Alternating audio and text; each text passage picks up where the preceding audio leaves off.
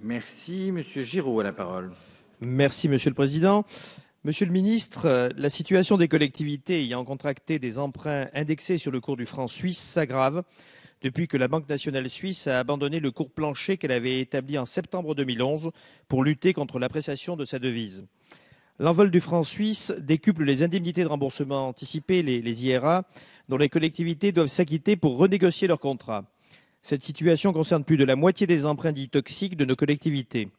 Dans ce contexte, cumulé avec la loi de validation législative du 29 juillet 2014, le gouvernement se retrouve face à une situation délicate avec un nombre limité d'options.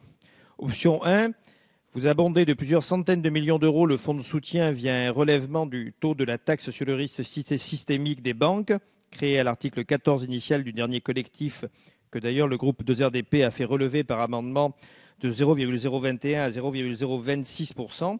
Nous avions d'ailleurs proposé un taux de 0,030.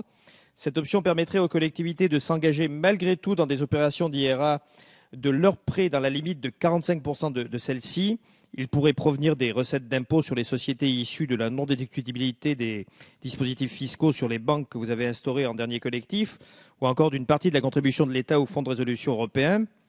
Option numéro 2, vous imposez aux collectivités d'assumer leurs pertes au nom de la responsabilisation des élus et engager à moyen terme, voire à court terme, des faillites locales impliquant un monitoring par la Chambre régionale des comptes et la mise sous tutelle préfectorale de collectivités, et même de certaines qui auraient été reconnues pour leur gestion vertueuse, comme par exemple la ville de Chartres.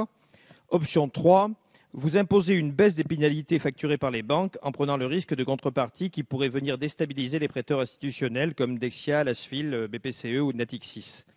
En tout état de cause, la mécanique et le modèle de ce fonds doivent être révisés et remettra au cœur de l'actualité des décisions de justice à venir courant février. Monsieur le ministre, quel est le scénario du gouvernement? Je vous remercie.